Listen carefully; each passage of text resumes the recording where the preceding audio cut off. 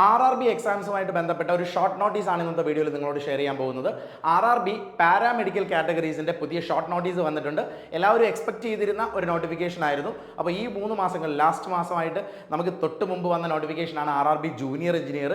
അതുപോലെ നമ്മൾ എക്സ്പെക്ട് ചെയ്യുന്ന മറ്റൊരു നോട്ടിഫിക്കേഷനാണ് NTPC തേർഡ് വൺ എന്ന് പറയുന്നത് പാരാമെഡിക്കൽ കാറ്റഗറീസ്. ഈ മൂന്നുമാണ് ഈ മാസങ്ങളിലായിട്ട് വരേണ്ട നോട്ടിഫിക്കേഷൻ. അതിനകത്ത് RRBJയുടെ നോട്ടിഫിക്കേഷൻ വിളിച്ചു കഴിഞ്ഞു. ഇനി അടുത്തത് ഷോർട്ട് നോട്ടീസ് വന്നിരിക്കുന്നത് പാരാമെഡിക്കൽ കാറ്റഗറീസിൻ്റെ റിക്രൂട്ട്മെൻറ്റുമായിട്ട് ബന്ധപ്പെട്ടാണ്. ഇനിയും വരാനിരിക്കുന്നത് NTPC ആണ്. ഈ 3 മാസങ്ങളിലായിട്ട് തേർഡ് ക്വാർട്ടറിലായിട്ട് RRB അനൗൺസ് ചെയ്തിരുന്ന റിക്രൂട്ട്മെൻറ്റുകളായിരുന്നു ഈ മൂന്നും. അതിലിപ്പോൾ രണ്ടാമത്തെ റിക്രൂട്ട്മെൻറ്റാണ് വന്നിരിക്കുന്നത് പാരാമെഡിക്കൽ കാറ്റഗറീസിലെ ഇമ്പോർട്ടൻറ്റ് ഡീറ്റെയിൽസ് നമുക്ക് നോക്കാം.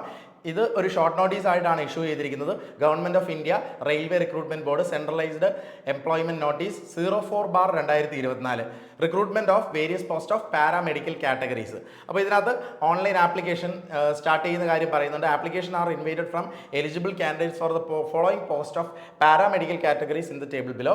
ലാസ്റ്റ് ഡേറ്റ് എന്ന് പറയുന്നത് 16/9 പറയുന്നു. ഇനി opening date of application 17/8 August 8 മുതലാണ് ആപ്ലിക്കേഷൻ സ്റ്റാർട്ട് ചെയ്യുന്നത്. ആപ്ലിക്കേഷൻ ക്ലോസ് ചെയ്യുന്ന ലാസ്റ്റ് ഡേറ്റ് എന്ന് പറയുന്നത് 16/9/2024. ഇനി പോസ്റ്റുകൾ ഏതൊക്കെയാണെന്ന് നോക്കി മനസ്സിലാക്കാൻ ക്വാളിഫിക്കേഷൻ അനുസരിച്ച് ഡിഫറൻ്റ് ആയിട്ടുള്ള കാറ്റഗറിയാണ് ഉള്ളത്.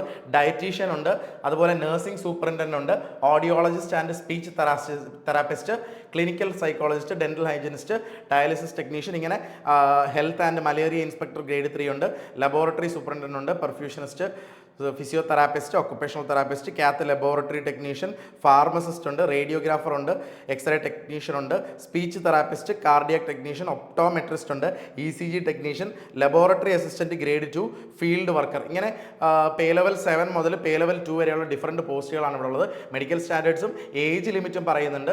ഡയറ്റീഷ്യൻ 36 വയസ്സ് വരെയാണ്, അതുപോലെ നഴ്സിംഗ് സൂപ്രണ്ടിന് 43 വയസ്സ് വരെ. ടോട്ടൽ വേക്കൻസീസ് എല്ലാം കൂടി ചേർത്ത് ഏറ്റവും കൂടുതൽ വേക്കൻസി ഇവിടെ വന്നിരിക്കുന്നത് നഴ്സിംഗ് സൂപ്രണ്ടൻ്റാണ്. 713 വേക്കൻസീസ് ഉണ്ട്. മൊത്തത്തിൽ 1376 വേക്കൻസീസ് ആണ്. ഓൾ ഓവർ ഉള്ള വേക്കൻസീസിൻ്റെ നമ്പർ 1376 ഇതൊരു ഷോർട്ട് നോട്ടീസ് ആണ്.